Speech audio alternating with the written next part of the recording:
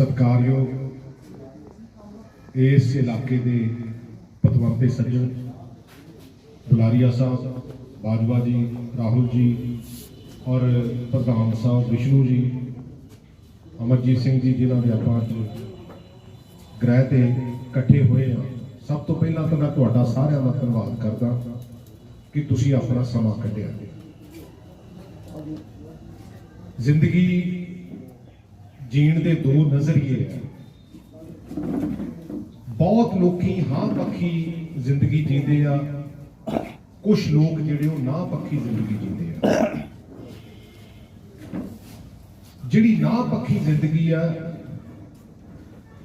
वो किसी नरक नालों घट नहीं है, क्योंकि आस नाल जिंदगी जी जाती है, अदरवाइज आस तो बिना जिंदगी नहीं। साडे कोलों गलतियां बहुत होंदियां और मैं समझदा पिछले समय च होंदियां भी हैं। इसे करके 80 तो 18 ते आ गया, क्योंकि जे वर्कर दी उन्नी बाह फड़ी होंदी, जे ब्यूरोक्रेट्स नूं उन्नी नत्थ पाई होंदी ते असी अपनी अपनी जिम्मेवारी निभाई होती, तो फिर आपां नूं इह समस्या शायद पंजाब नूं नहीं सी आउंदी। पंजाब नूं मैं इस करके कहना क्योंकि लोग हौली हौली बदलाव देखण लग पए कि असी अकाली दल नूं भी देख लिया, असी कांग्रेस नूं भी देखिया, हुण असी बदलाव लैके आउणा। पंजाबियों की एक समस्या वो 20-25 साल बाद एक इहो जिहा एक्ट करते आ ते उहदे तो बाद कई बारी सोचते आ कि ये शायद साडे कोलों गलती हो गई। साडी डेमोक्रेसी जिन्नी मैच्योर होनी चाहिए सी, अजे असी मैच्योर होने हुए नहीं। उहदा कारण यह है कि जां तां असी नौजवानों नूं रोजगार दे सकते सी ते जां असी सच्ची गल आ उहनां नूं रोटी पानी सिद्धा देण लग पए। उहनां नूं पढ़ाई करा के समय दा हानी बना सकते सी, जां उहनां नूं सिद्धी जिहड़ी आटा दाल स्कीम देण लग पए। कई बंदे मेरी गल नाल सहमत भी नहीं हुंदे, सच्ची गल तां इह है। पर पंजाबी किरदार जिहड़ा वो हथी कमाउण वाला किरदार है, कदी भी सरकारां कोलों मंगण वाला किरदार नहीं है। लेकिन ये पिछले समयां च असीं गलतियां कीतियां और वो हौली हौली उहदा नतीजा की होया किसी ने नहीं देखिया। सच्ची गल है भी कौन खड़ा कौन नहीं खड़ा, ते सारियां ने एक बदलाव की आस दे विच एक वोट जिहड़ी है झाड़ू नूं पाती। और मैं इन्हां नूं बड़ी चंगी तरह 2017 तो पहलां दा भी जानदा। ये बीजेपी की बी टीम है। बीजेपी इस देश के विच इक्को ही विचारधारा की पॉलिटिक्स करनी चाहती है। जिथे जिथे भी उन्हां नूं लगदा भी बीजेपी नहीं आ सकती, वो आप नूं बीजेपी के रूप दे विच उन्हां सूबियां दे विच प्रमोट करदी है। तुसीं आ विच सोशल मीडिया ते भी देख लिओ।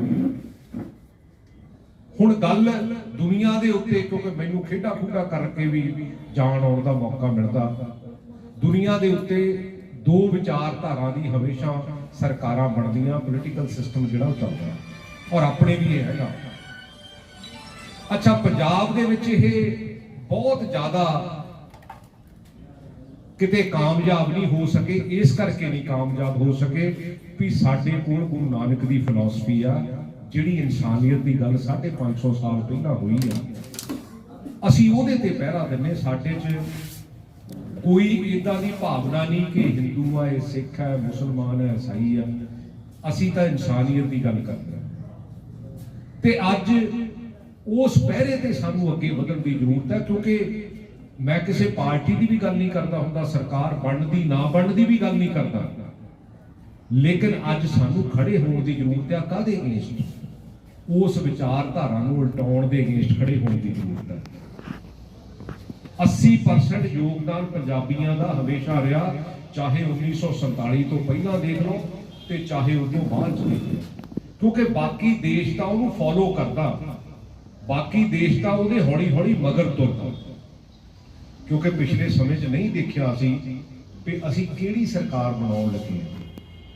ਕਿਉਂਕਿ ਕੇਜਰੀਵਾਲ ਤੇ ਭਗਵੰਤ ਮਾਨ, ਮੈਨੂੰ ਨਹੀਂ ਲੱਗਦਾ ਇਹ, ਕਿਉਂਕਿ ਸਟੀਅਰਿੰਗ ਕਿਸੇ ਦੇ ਹੱਥ ਆ, ਡਾਇਰੈਕਸ਼ਨ ਕੋਈ ਦੇਣ ਡਿਆ ਹੈ। ਇੰਨਾ ਗ੍ਰਾਫ ਗਿਰਨਾ ਵੀ ਜਿਹੜਾ ਆ ਕਿਸੇ ਸਰਕਾਰ ਦਾ ਮਾੜਾ ਹੁੰਦਾ, ਕਿਉਂਕਿ 3 ਮਹੀਨਿਆਂ 'ਚ ਲੋਕਾਂ ਨੂੰ ਇਹ ਮਹਿਸੂਸ ਹੋਣ ਲੱਗ ਪਿਆ ਵੀ ਸਾਡੇ ਕੋਲ ਗਲਤੀ ਹੋ ਗਈ। ਕੱਲ ਅਸੀਂ ਉੱਥੇ ਲਹਿਰੇ ਬਾਜ਼ਾਰ ਦੇ ਵਿੱਚ ਇੱਕ ਕੀੜਾ ਜਿਹਾ ਕੱਢਿਆ, ਤੇ ਜਦੋਂ ਦੁਕਾਨਾਂ ਤੇ ਗਏ ਤੇ ਕੁਝ ਦੁਕਾਨਦਾਰਾਂ ਨੇ, ਕਿਉਂਕਿ ਮੈਂ ਤਾਂ ਬਾਹਰੋਂ ਆਇਆ, ਕੁਝ ਦੁਕਾਨਦਾਰ ਇਹ ਕਹਿੰਦੇ ਵੀ ਗੱਲ ਸਾਡੇ ਕੋਲ ਗਲਤੀ ਤਾਂ ਹੋਈ ਆ। ਮੈਂ ਕਿਹਾ ਫਿਰ ਆਪਾਂ ਨੂੰ ਸੁਧਾਰ ਲਈਏ। ਸਮੱਸਿਆਵਾਂ ਬਹੁਤ ਆ, ਇਹਦੇ 'ਚ ਕੋਈ ਸ਼ੱਕ ਵਾਲੀ ਗੱਲ ਨਹੀਂ, ਗਲਤੀਆਂ ਵੀ ਅਸੀਂ ਬਹੁਤ ਕੀਤੀਆਂ। ਰਾਹੁਲ ਜੀ, ਆਪਾਂ ਨੂੰ ਮਿਹਨਤ ਦੀ ਵੀ ਜ਼ਿਆਦਾ ਜ਼ਰੂਰਤ ਹੈ, ਕਿਉਂਕਿ ਮੈਂ ਤਾਂ ਇਹ ਪਬਲਿਕ ਪਲੇਟਫਾਰਮ ਤੇ ਕਹਿ ਸਕਦਾ ਵੀ ਜਿੰਨਾ ਸਾਨੂੰ ਵਰਕਰ ਦੇ ਨਾਲ ਖੜਾ ਹੋਣਾ ਚਾਹੀਦਾ ਸੀ, ਉਹਨਾਂ ਸਾਡੇ 'ਚ ਵੀ ਕਮਜ਼ੋਰੀਆਂ ਕਮੀਆਂ ਹੈਗੀਆਂ। ਸਾਨੂੰ ਵਰਕਰ ਨਾਲ ਖੜੇ ਹੋਣ ਦੀ ਵੱਧ ਤੋਂ ਵੱਧ ਜ਼ਰੂਰਤ ਹੈ। ਸੋ ਮੇਰੀ ਤੁਹਾਨੂੰ ਸਾਰਿਆਂ ਨੂੰ ਬੇਨਤੀ ਹੈ, ਇਸ ਮਾਯੂਸੀ, ਕਿਉਂਕਿ ਮੈਂ ਇੱਕ ਹਾਂ ਪੱਖੀ ਨਜ਼ਰੀਆ ਰੱਖਦਾ। ਮੈਂ ਇੱਕ ਪਿਛਲੀ ਸਦੀ ਦਾ ਇੱਕ ਬਹੁਤ ਵਧੀਆ ਫਿਲਾਸਫਰ ਰਜਨੀਸ਼ ਓਸ਼ੋ ਜਿਹਨੂੰ ਕਹਿੰਦੇ ਆ, ਮੈਂ ਇੱਕ ਦਿਨ ਸੁਣ ਰਿਹਾ ਸੀ ਕਿ ਇੱਕ ਰਾਜੇ ਦੇ 2 ਮੁੰਡੇ ਸੀ, ਇੱਕ ਹਾਂ ਪੱਖੀ ਸੀ, ਇੱਕ ਨਾ ਪੱਖੀ ਸੀ। ਤੇ ਜਿਹੜਾ ਹਾਂ ਪੱਖੀ ਸੀ ਉਹ ਕਹਿੰਦਾ ਵੀ ਇਹਨੇ ਤਾਂ ਕੁਝ ਨਾ ਕੁਝ ਜ਼ਿੰਦਗੀ 'ਚ ਬਣਾ ਲੈਣਾ। ਉਹਨੇ ਉਹਨੂੰ ਇੱਕ ਕਮਰਾ ਦੇ ਦਿੱਤਾ ਤੇ ਉਹ ਲਿੱਦ ਨਾਲ ਭਰਿਆ ਹੋਇਆ ਸੀਗਾ। ਉਹ ਅਸਲੀ ਗੱਲ ਹੈ, ਉਹਨਾਂ ਦਾ ਇਮਤਿਹਾਨ ਵੀ ਹੋਰ ਤਰ੍ਹਾਂ ਦਾ ਲੈਣਾ ਚਾਹੁੰਦਾ ਸੀ। ਤੇ ਜਿਹੜਾ ਨਾ ਪੱਖੀ ਸੀ ਉਹਨੂੰ ਉਹਨੇ ਸਾਰੀ ਧਨ ਦੌਲਤ ਦੇ ਦਿੱਤੀ। ਤੇ ਉਹਨੇ ਦੇਖਿਆ ਮਹੀਨੇ ਕੁ ਬਾਅਦ, ਜਦੋਂ ਕਹਿੰਦਾ ਮੈਂ ਦੇਖਾਂ ਤਾਂ ਸੀ ਵੀ ਇਹ ਦੋਨੇ ਜਣੇ ਕਰਦੇ ਕੀ। ਤੇ ਜਿਹੜਾ ਤਾਂ ਨਾ ਪੱਖੀ ਵਾਲਾ ਸੀ, ਜਿਹਦੇ ਕੋਲ ਧਨ ਦੌਲਤ ਦੁਨੀਆ ਦੀ ਸਾਰੀ ਸੀ, ਉਹ ਮਾਯੂਸ ਹੋ ਕੇ ਬੈਠਾ ਸੀ। ਉਹ ਉਹਦੇ ਕੋਲ ਗਿਆ, ਕਹਿੰਦਾ ਦੱਸ ਯਾਰ ਗੱਲ ਕੀ ਆ। ਉਹ ਕਹਿੰਦਾ ਮੈਂ ਇਹਦਾ ਕਰੂੰਗਾ ਕਿ ਇਹਦਾ ਆ ਵੀ ਕਰਨ ਵਾਲਾ, ਇਹਦਾ ਆ ਵੀ ਕਰਨਾ ਪੈਣਾ, ਇਹਦਾ ਆ ਵੀ ਕਰਨਾ ਪੈਣਾ। ਲੇਕਿਨ ਜਿਹੜਾ ਹਾਂ ਪੱਖੀ ਸੀ, ਜਦੋਂ ਉਹਦੇ ਕੋਲ ਗਿਆ ਨਾ ਤੇ ਉਹ ਲਿੱਦ ਫੋਲਣ ਡਿਆ ਸੀ। ਉਹ ਕਹਿੰਦਾ ਵੀ ਤੂੰ ਕੀ ਕਰਦਾ। ਉਹ ਕਹਿੰਦਾ ਮੈਂ ਤਾਂ ਇਹ ਦੇਖਦਾ ਵੀ ਇਹ ਜਿੰਨੀ ਲਿੱਦ ਇਕੱਠੀ ਹੋਈ ਆ, ਘੋੜਾ ਕਿਤੇ ਨਾ ਕਿਤੇ ਜ਼ਰੂਰ ਹੋਣਾ। ਇਹ ਤੁਹਾਡੀ ਸੋਚ ਦਾ ਨਜ਼ਰੀਆ, ਇਹ ਤੁਹਾਡਾ ਦੇਖਣ ਦਾ ਨਜ਼ਰੀਆ ਵੀ ਤੁਸੀਂ ਇਹਨੂੰ ਸੋਚਦੇ ਕਿੱਦਾਂ, ਇਹਨੂੰ ਦੇਖਦੇ। ਅੱਜ ਜ਼ਰੂਰਤ ਸਾਨੂੰ ਪੰਜਾਬ ਨੂੰ ਵੀ ਹੈ, ਅੱਜ ਜ਼ਰੂਰਤ ਹਿੰਦੁਸਤਾਨ ਨੂੰ ਵੀ ਹੈ ਕਿ ਇਹਨਾਂ, ਕਿਉਂਕਿ 135-40 ਕਰੋੜ ਦਾ ਇਹ ਦੇਸ਼ ਆ, ਕੋਈ ਸੌਖਾ ਨਹੀਂ ਹੈ ਇਹਨੂੰ ਚਲਾਉਣਾ, ਪਰ ਬਹੁਤ ਥੱਲੇ ਨੂੰ ਜਾ ਰਿਹਾ। ਬੀਜੇਪੀ ਨੇ ਲਗਭਗ ਅੱਧਾ ਹਿੰਦੁਸਤਾਨ ਜਿਹੜਾ ਅੰਬਾਨੀਆਂ ਤੇ ਅਡਾਨੀਆਂ ਨੂੰ ਗਿਰਵੀ ਰੱਖ ਦਿੱਤਾ।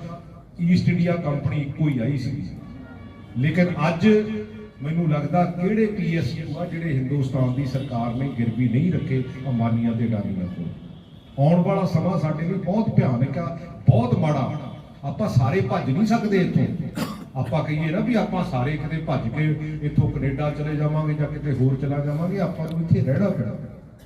ਔਰ ਜਿਹੜੀ ਲੜਾਈ ਆ, ਜਦੋਂ ਚੰਗਾ ਇਨਸਾਨ ਚੁੱਪ ਕਰ ਜਾਂਦਾ ਨਾ ਤੇ ਮਾੜੇ ਬਹੁਤ ਬੋਲਣ ਲੱਗ ਪੈਂਦੇ ਆ, ਉਹ ਸਭ ਤੋਂ ਮਾੜਾ ਸਮਾਂ ਹੁੰਦਾ। ਕਿਉਂਕਿ ਜਿਹੜੀ ਚੰਗੇ ਦੀ ਚੁੱਪ ਆ, ਉਹ ਕਦੀ ਬਹੁਤੀ ਸਮਾਜ ਲਈ ਚੰਗੀ ਨਹੀਂ ਆ। ਕਿਉਂਕਿ ਜੇ ਉਹ ਚੰਗਾ ਆ, ਆਪਾਂ ਤਕੜੇ ਹੋਈਏ, ਆਪਾਂ ਇਸ ਗੱਲ ਤੇ ਪਹਿਰਾ ਦੇਈਏ, ਉਹਨਾਂ ਗਲਤੀਆਂ ਨੂੰ ਦੂਰ ਕਰੀਏ ਆਉਣ ਵਾਲੇ ਸਮੇਂ 'ਚ। ਔਰ ਇਹਦਾ ਫਾਇਦਾ ਕੀ ਹੋਊਗਾ?